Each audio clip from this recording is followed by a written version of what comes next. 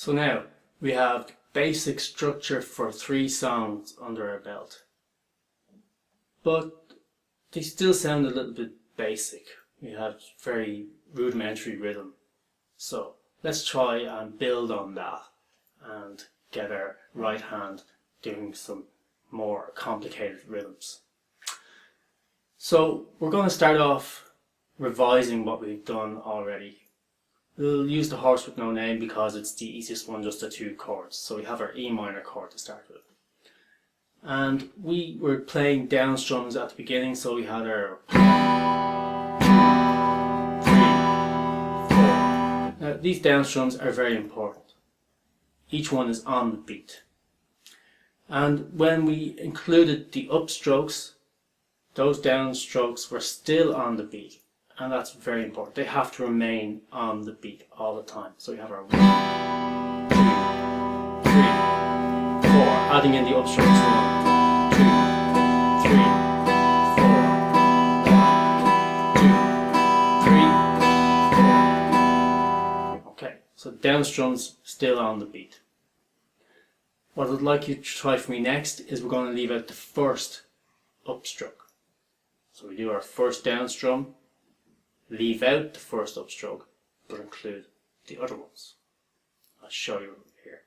So 2, 3, 4. We have 1, 2,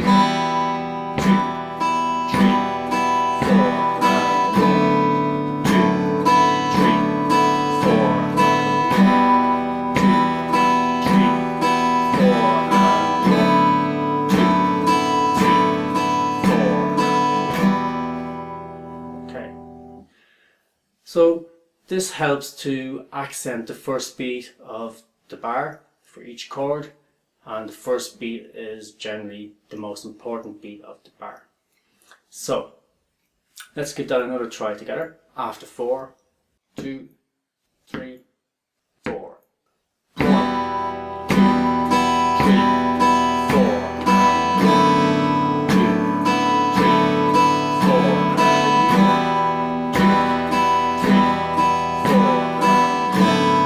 2, 3, 4. 1, 2, 3, 4. Okay. Now, make sure you practice that until you're absolutely comfortable with it. You can change between the chords without any difficulty. The next thing we're going to try is we want to leave out one of the down strums this time. Now, what I'd like you to do when we get to the third down beat is to let your hand make the movement of the down strum, but not to connect with the strings. Okay, so I'll show you what I mean here. So we have our 1, 2, and 3, and 4. And okay, let's try that again.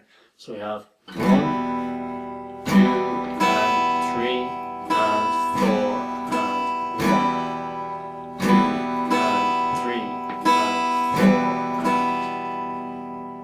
okay. Now, I would suggest just sticking with one chord, or again, if your fingers are sore, you don't even have to play a chord, you can just practice the rhythm. 1, 2, and 3,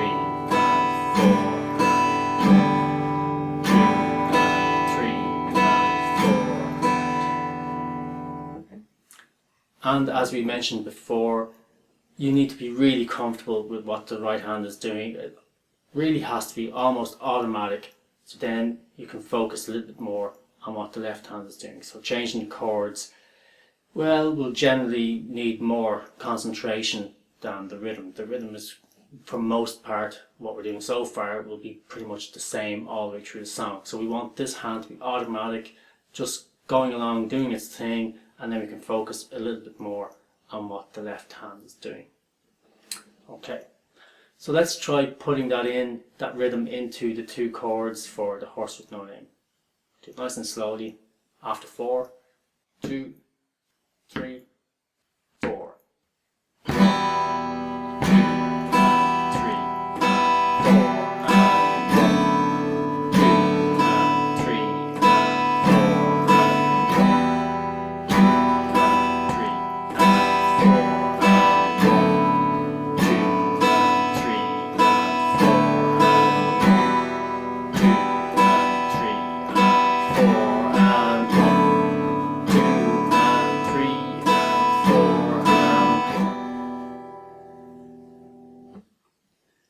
Now, if you accidentally put in that third down strum, you just lose concentration or you just forget and you hit that down strum, that's perfectly fine. Keep going, just try and keep the rhythm going. The next bar, remember to leave that third strum out. If you did put it in by accident, it won't be the end of the world once you're on time. But we want to get control over the right hand. That's why it's very important that our brain is telling the right hand what to do, not the other way around. That the right hand just decides, well, it's easier for me to hit the string, so I'm just going to go ahead and do it. So make sure you get control over your right hand. Practice it as much as you can. As I say, if your fingers are sore on your left hand, practice it without the chord and just keep getting that nice and easy so that you can do it automatically.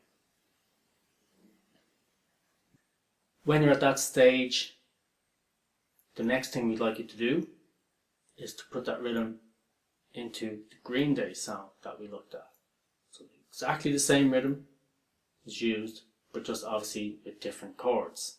So we'll have a look at a little bit of it here. So the first starting sequence, so starting with the G. So we have our 2, 3, 4, G.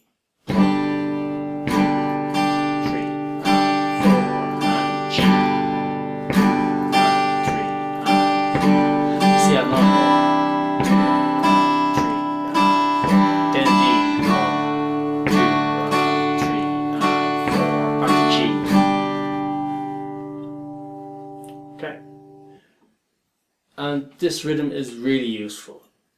It's used in hundreds of songs, I'm sure. So it's like a default rhythm.